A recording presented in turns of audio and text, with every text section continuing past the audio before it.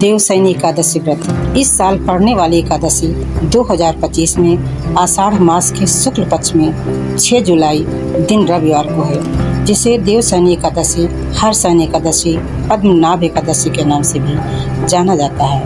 इस दिन से भगवान विष्णु अगले 4 महीने के लिए पाताल लोक में योग निद्रा के लिए चले जाते हैं और तभी से चतुर्मास प्रारंभ हो जाता है।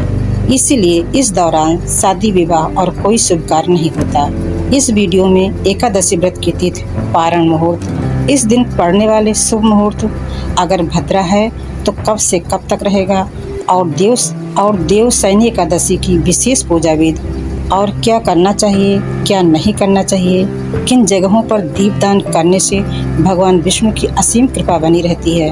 एकादशी तिथि प्रारंभ हो रही है 5 जुलाई दिन शनिवार शाम 6:59 से और समाप्त हो रही 6 जुलाई दिन रविवार रात 9:14 तक। 6 जुलाई 2025 दिन रविवार को ब्रह्म मुहूर्त सुबह 4:14 से 5:02 तक, अभिजीत मुहूर्त दोपहर 12:04 से 12:58 तक, साध योग रात 9:27 तक, बाद में शुभ योग रहेगा।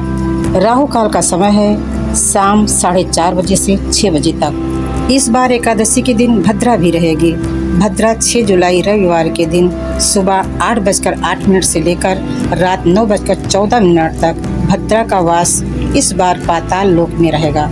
अगर भद्रा पाताल या स्वर्ग लोक में रहता है तो इसका असर पृथ्वी पर नहीं पड़ता।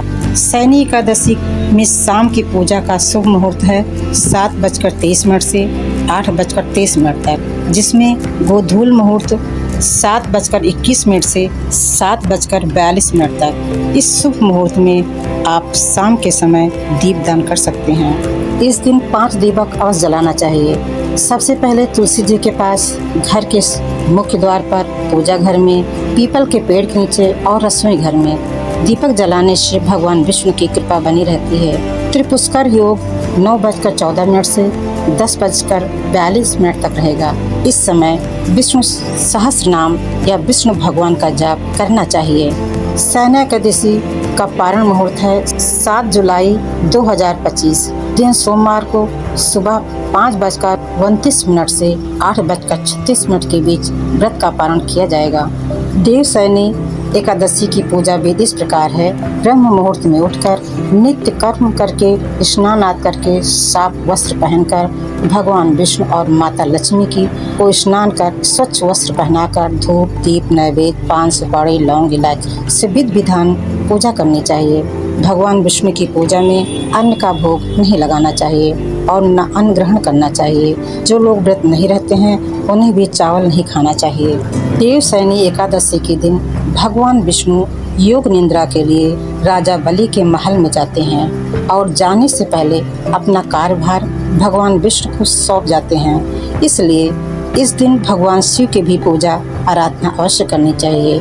इन 4 महीने में जो तुलसी जी में नित्य दीपक जलाता है उस पर भगवान विष्णु और माता तुलसी की असीम कृपा बनी रहती है। ओम नमो भगवते वासुदेवाय नमः।